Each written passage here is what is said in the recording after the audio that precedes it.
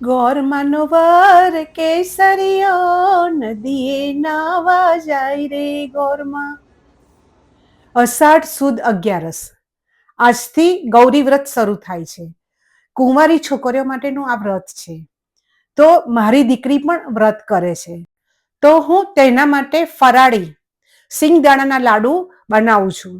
તો તેની રેસીપી હું તમારી સાથે શેર કરું છું.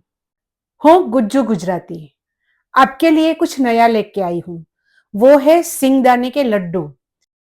तो सबसे पहले हमें सिंगदाने को सेकना है, उसे फ्राई करना है. तो मैंने एक पैन लेके उसके अंदर मैं अब फ्राई कर रही हूं. फ्रेंड्स, हम जब छोटे थे ना और हम जब ये व्रत करते थे तो हमें ऐसा बोला जाता था कि आपको अच्छा सा वर मिले, यानी अच्छा सा दूल्हा मिले, इसलिए आपको ये व्रत करना है. और आज भी हमारी बच्चियों को, हमारी लड़कियों को ऐसा ही कहते हैं कि आपको अच्छा सा वर मिले, इसलिए आपको ये व्रत करना है.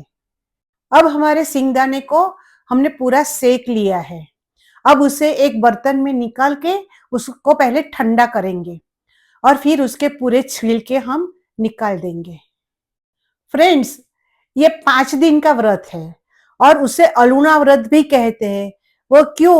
कि उस 5 दिन लड़कियों को बिल्कुल नमक नहीं खाना है, बिल्कुल फीका खाना है. तो इसके लिए उसे अलूना व्रत कहते हैं. उसे गौरव व्रत भी कहते हैं. अब एक बाउल जितनी चीनी को मिक्सर जार में उसे पीसना है और उसका पाउडर बनाना है.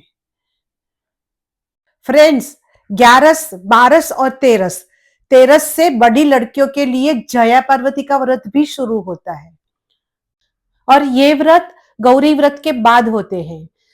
गौरी व्रत 5 साल, 7 साल या 11 साल तक करते हैं. बाद में उसको मनाया जाता है. उसके बाद जया पार्वती का व्रत लड़कियां करते हैं. देखो, अब हमारी चीनी पीस गई है, उसका बारीक पाउडर बन गया है.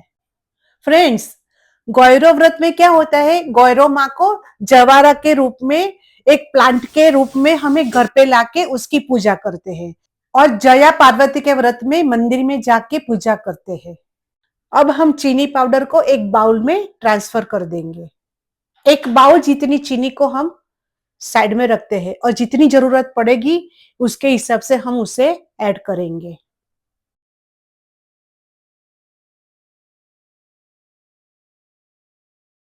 देखो, बिल्कुल पाउडर जैसा हो गया है ना? तो अब उसे मैं साइड में रखती हूँ. बाद में हमें सिंगदाने को मिक्सी जार में क्रश करना है.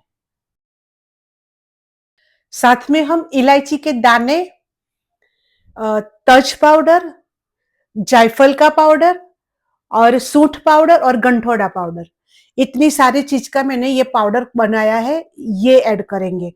ये नहीं हो तो आप चाय का मसाला जो आता है ना, वो भी आप ऐड कर सकते हो. उससे क्या होते हैं? उपवास करते हैं, भूखे रहते हैं ना, तो उससे गैस हो जाता है, पेट में प्रॉब्लम हो जाती है. तो वो नहीं हो, इसके लिए हम ये पाउडर उसमें ऐड करते हैं. बाद में मैंने ये पाउडर को एक बाउल में ट्रांसफर किया और जो एक्स्ट्रा है वो भी मैंने चम्मच की मदद से निकाल दिया. अब मुझे ये बाउल छोटा लगता है तो मैंने थोड़ा बड़ा सा बाउल लिया है ताकि उसमें सब चीजें मिक्स करने की आसान रहे. अब हम सिंगदाने के पाउडर में सभी चीजें मिलाएंगे. तो सबसे पहले मैंने ये जो शुगर है ना वो ली है, वो मैंने 5 चम्मच जितनी ली है. जरूरत पड़ेगी तो मैं फिर ज्यादा भी ले लूंगी, मगर अब तो मैंने 4-5 चम्मच ही ली है. आपको कितना मीठा चाहिए उसके हिसाब से आप ज्यादा या कम ले सकते हो. अब मैं ये तीनों चीजों को अच्छी तरह से मिलाऊंगी.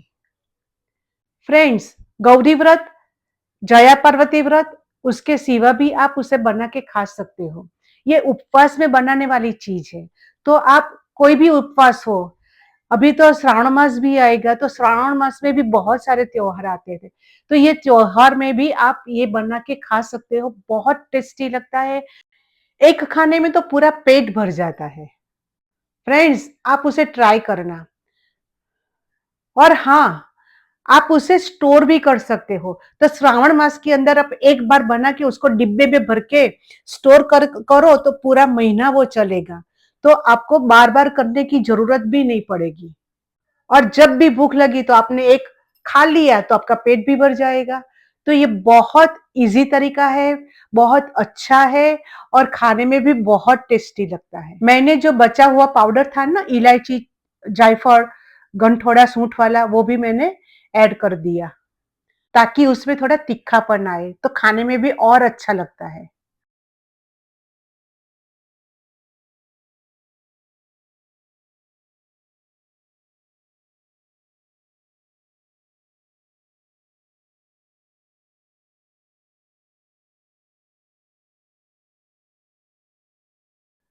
अब हमें एक कटोरी भर के जो घी है ना, वो हमें मेल्ट किया हुआ लेना है, ताकि वो बॉन्डिंग करने में आसान रहे।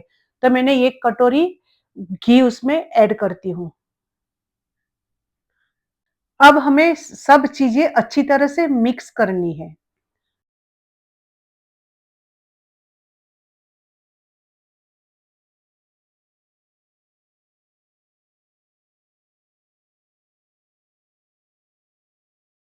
और गोला बने देखो इस तरह का, वैसा हमें स्ट्रक्चर उसका बनाना है, तब भी हमें लड्डू बना सकेंगे।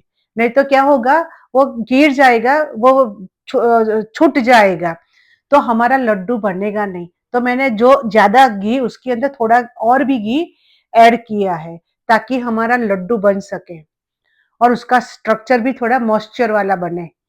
तो इसके लिए मैंने थोड़ा और भी घी उसमें ऐड किया है। अभी मेरा जो लड्डू है वो अच्छी तरह से बनेगा। तो मैं आपको ये भी बना के दिखाती हूँ।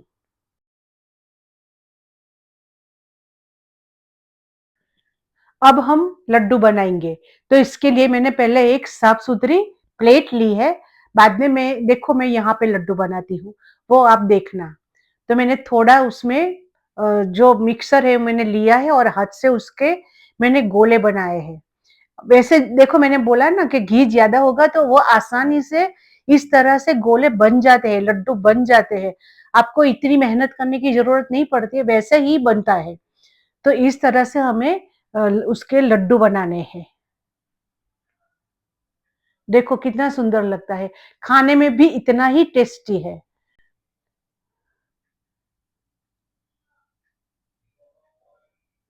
अभी मैं आपको दूसरा करके दिखाती हूँ। देखो, वैसे ही बन जाता है ना, तो इतना हमें घी उसके अंदर चाहिए। फ्रेंड्स एक बात और, आप अपने बाल गोपाल को भी उसका भोग धरा सकते हो। हम मगज की गोटी करते हैं ना, तो उसकी जगह पे आप ये ऐसी छोटी-छोटी गोटी करके भी उसे भोग धरा सकते हो। अब हम इस विधि अनुसार सब लड्डू बना देते हैं। आपको ये रेसिपी कैसी लगी? मुझे कमेंट करना। और हाँ, अभी श्रावण मास आता है, उपवास के दिन आते हैं, तो आप उसको ज़रूर बनाना और ज़रूर खाना और सबको खिलाना। बाल गोपाल को भोग भी धराना, उसको भी बहुत अच्छा लगेगा, आपके ऊपर प्रसन्न रहेंगे वो। फ्रेंड्स एक बात और, आप अगले वीडियो में क्या देखना चाहते हो? तो मैं इसी हिसाब से नई रेसिपी आपके साथ शेयर कर सकूं। तो मिलते हैं नए वीडियो नए रेसिपी के साथ। तब तक के लिए गुड बाय, जय श्री कृष्ण, बाय बाय। मिलते हैं अगले वीडियो।